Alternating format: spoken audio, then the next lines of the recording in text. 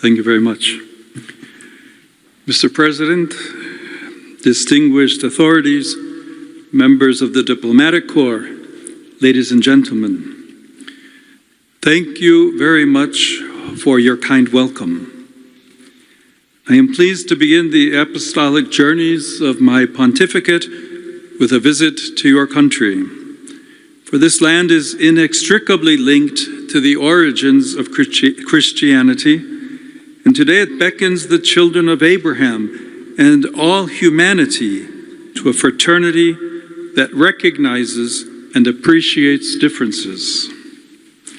The natural beauty of your country urges us to protect God's creation.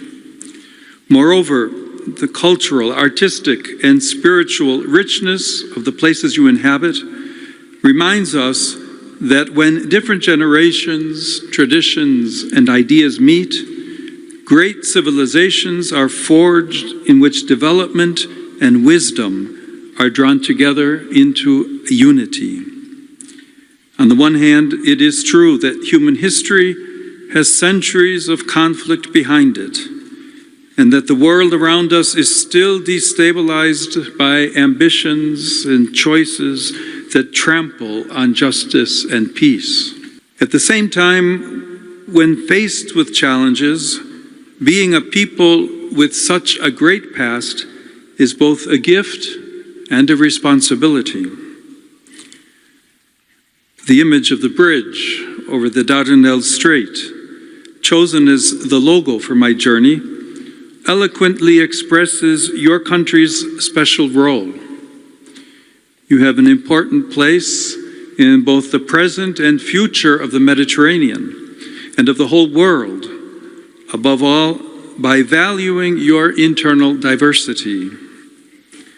Even before linking Asia with Europe, East with West, this bridge connects Turkey to itself. It combines different parts of the country, making it from within, as it were, crossroads of sensibilities. In such a case, uniformity would be an impoverishment. Indeed, a society is alive if it has a plurality, for what makes it a civil society are the bridges that link its people together. Yet today, human communities are increasingly polarized and torn apart by extreme positions that fragment them. I willingly assure you that Christians desire to contribute positively to the unity of your country. They are and feel part of Turkish identity, which was highly esteemed by Saint John the 23rd, whom you remember as the Turkish Pope, for the deep friendship that always bound him to your people. He was administrator of the Latin Vicariate of Istanbul and apostolic delegate in Turkey and Greece from 1935 to 1945, and worked tirelessly to ensure that Catholics did not exclude themselves from the ongoing development of your new republic. He wrote during those years that here in this nation, quote, "We Latin Catholics of Istanbul and Catholics of other rites, Armenian, Greek, Chaldean, Syrian, etc., are a modest minority living on the surface of a vast world with which we have only limited contact. We like to distinguish ourselves from those who do not profess our faith. Our Orthodox brothers, Protestants, Jews, Muslims, believers and non-believers of other religions. It seems logical that everyone should mind their own business, their own family or national traditions, keeping within the limited circle of their own community. My dear brothers and sisters, my dear children, I must tell you that in the light of the gospel and of Catholic principles, this is a false logic." End of quote. Since then, great strides have undoubtedly been made within the Church and in your society, yet those words still resonate strongly in our day and continue to inspire a more evangelical and genuine way of thinking, which Pope Francis called the culture of encounter.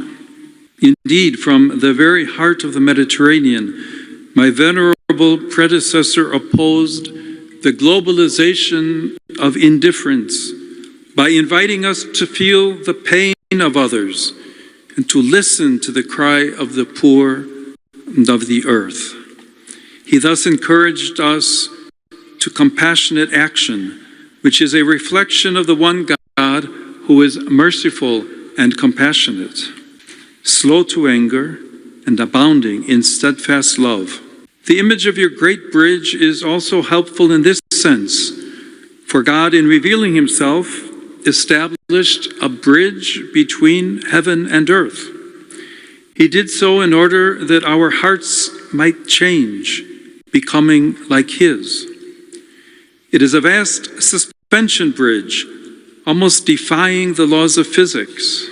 Likewise, in addition to its intimate and private aspects, love too has a visible and public dimension. Furthermore, justice and mercy challenge the mentality of might is right, and dare to ask that compassion and solidarity be considered as the authentic criteria for development. For this reason, in a society like the one here in Turkey, where religion plays a visible role, it is essential to honor the dignity and freedom of all God's children, both men and women, fellow nationals and foreigners, poor and rich. We are all children of God, and this has personal, social, and political implications. Those with hearts docile to the will of God always promote the common good and respect for all. Today, this is a great challenge, which must reshape local policies and international relations, especially in the face of technological developments that could otherwise exacerbate injustice instead of helping to overcome it. Even artificial intelligence simply reproduces our own preferences and accelerates processes that on closer inspection are not the work of machines, but of humanity itself. Let us work together, therefore, to change the trajectory of development and repair the damage already done to the unity of our human family. Ladies and gentlemen, I just mentioned the human family. This metaphor invites us to establish a connection, once again, a bridge between our common destiny and the experiences of each individual. Indeed, for each one of us, the family was the first nucleus of social life, in which we learned that without the other, there is no I. More so than in other countries, the family retains great importance in Turkish culture, and there is no shortage of initiatives to support its centrality. Indeed, attitudes essential for civil coexistence, plus the initial and fundamental sensitivity to the common good, mature precisely within the family. Of course, every family can also close in on itself, cultivate hostility, or prevent some of its members from expressing themselves to the point of hindering the development of their talents. Nevertheless, people do not obtain greater opportunities or happiness from an individualistic culture, nor by showing contempt for marriage or shunning openness to life. Moreover, consumerist economies are deceptive in that loneliness becomes a business. We should respond to this with a culture that appreciates affection and personal connection. For it is only together that we can become our authentic selves. Only through love does our inner life become profound and our identity strong. Those who scorn fundamental human ties and fail to learn how to bear even their limitations and fragility more easily become intolerant and incapable of interacting with our complex world. At the same time, it is within family life that the value of conjugal love and the contribution of women emerge in a very specific way. Women in particular, through their studies and active participation in professional, cultural, and political life, are increasingly placing themselves at the service of your community and its positive influence on the international scene. We must greatly value, then, the important initiatives in this regard, which support the family and the contribution that women make toward the full flowering of social life. Mr. President, may Turkey be a source of stability and rapprochement between peoples, in service of a just and lasting peace.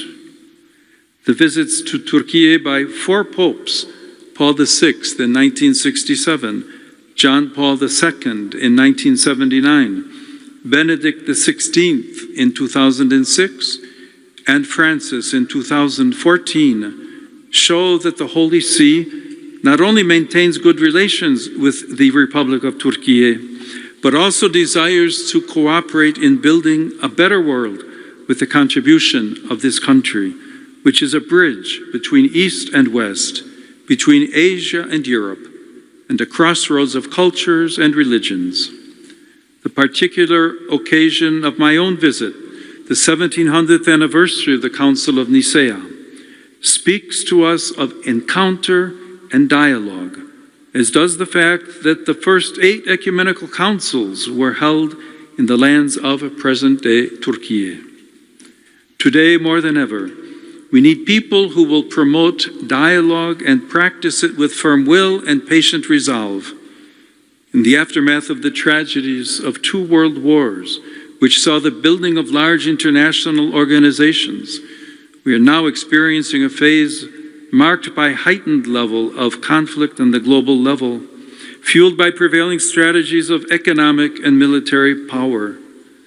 This is enabling what Pope Francis called a third world war fought piecemeal. We must in no way give in to this. The future of humanity is at stake.